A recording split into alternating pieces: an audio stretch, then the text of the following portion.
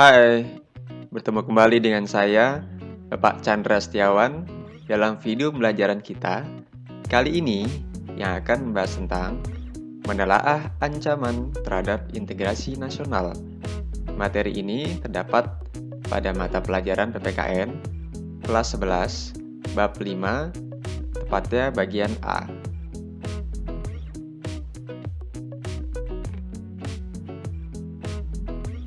Kalian tentunya pernah melihat peta dunia kan? Dalam peta tersebut, kalian tentunya dapat melihat posisi Indonesia yang berada di tengah-tengah dunia dan dilewati oleh garis khatulistiwa, serta diapit oleh dua benua, yaitu Asia dan Australia, dan berada di antara dua samudra, yaitu Samudra Hindia dan Samudra Pasifik. Kondisi tersebut menunjukkan bahwa wilayah Indonesia berada pada posisi silang yang sangat strategis.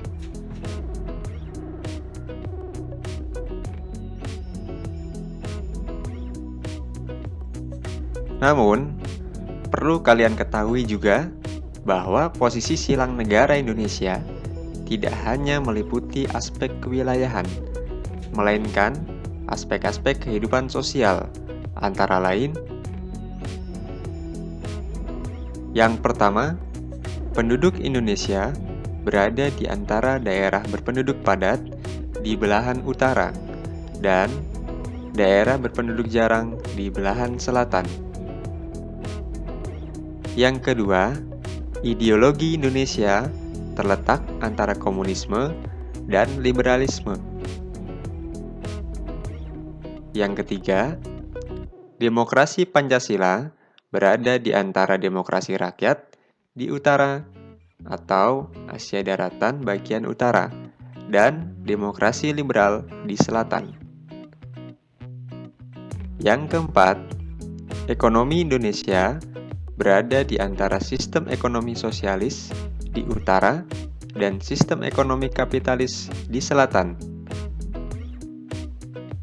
Yang kelima, masyarakat Indonesia berada di antara masyarakat sosialis di utara dan masyarakat individualis di selatan.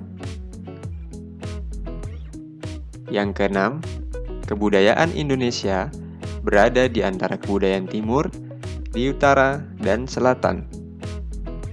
Terakhir, sistem pertahanan dan keamanan Indonesia berada di antara sistem pertahanan kontinental di utara dan sistem pertahanan maritim di barat, selatan, dan timur.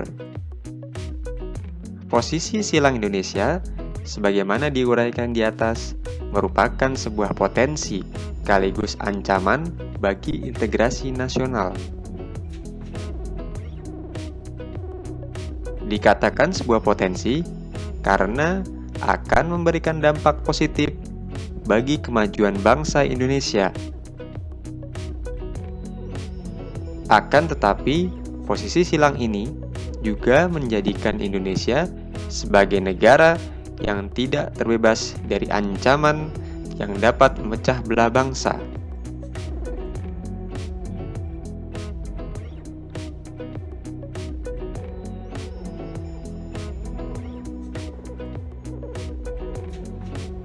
Selanjutnya, kita akan membahas tentang ancaman integrasi nasional. Ancaman bagi integrasi nasional tersebut datang dari luar maupun dari dalam negeri. Dalam berbagai dimensi kehidupan seperti yang pertama, ancaman ideologi, yang kedua, ancaman politik, yang ketiga, ancaman ekonomi, yang keempat, ancaman sosial dan budaya. Dan yang terakhir, ancaman pertahanan dan keamanan. Ancaman tersebut biasanya berupa ancaman militer dan non-militer. Untuk menjawab rasa penasaran kalian, kita akan bahas secara singkat ancaman yang dihadapi bangsa Indonesia.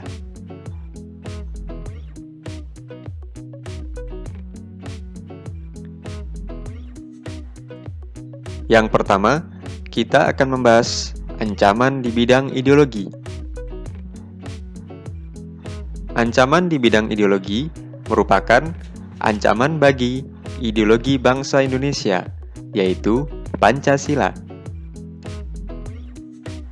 Beberapa ancaman di bidang ideologi ini diantaranya adalah: yang pertama, komunisme adalah doktrin politik dan ekonomi yang bertujuan untuk menggantikan kepemilikan pribadi dan ekonomi berbasis keuntungan dengan kepemilikan publik dan kontrol komunal atau negara. Yang kedua, liberalisme adalah sebuah ideologi, pandangan filsafat, dan tradisi politik yang didasarkan pada pemahaman bahwa kebebasan individu dan persamaan hak adalah nilai politik yang utama. Saat ini, kehidupan masyarakat Indonesia cenderung mengarah pada kehidupan liberal yang menekankan pada aspek kebebasan individual.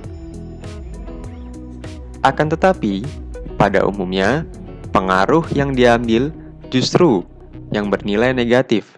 Misalnya, gaya hidup yang diliputi kemewahan, pergaulan bebas, dan sebagainya. Hal tersebut tentu saja apabila tidak diatasi akan menjadi ancaman bagi kepribadian bangsa Indonesia yang sesungguhnya.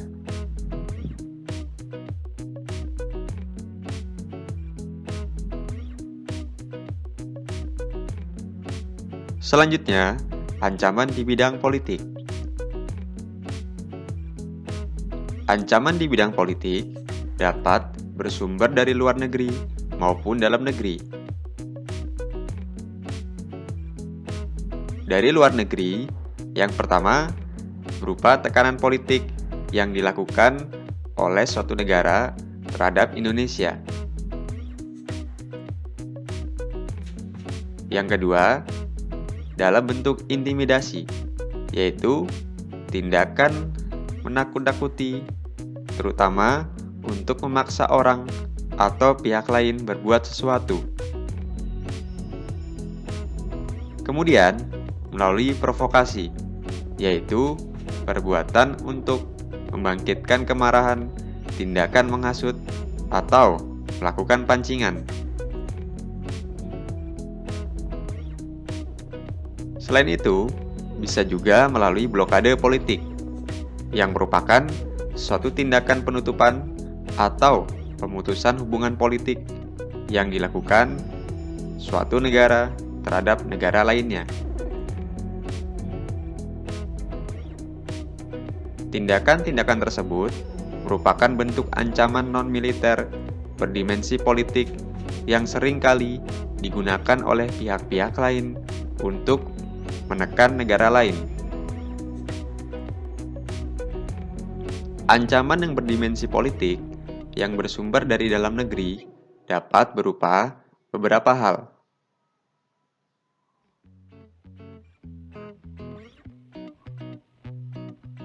Yang pertama, pengerahan massa untuk menumbangkan pemerintah yang berkuasa. Yang kedua, menggalang kekuatan politik untuk melemahkan kekuasaan pemerintah. Dan yang terakhir adalah separatisme. Sebagai bentuk ancaman, separatisme dapat menempuh pola perjuangan politik tanpa senjata dan perjuangan bersenjata. Pola perjuangan tidak bersenjata seringkali ditempuh untuk menarik simpati masyarakat internasional. Oleh karena itu, separatisme sulit dihadapi dengan menggunakan kekuatan militer. Hal ini membuktikan bahwa ancaman di bidang politik memiliki tingkat risiko yang besar yang dapat mengancam kedaulatan, keutuhan, dan keselamatan bangsa.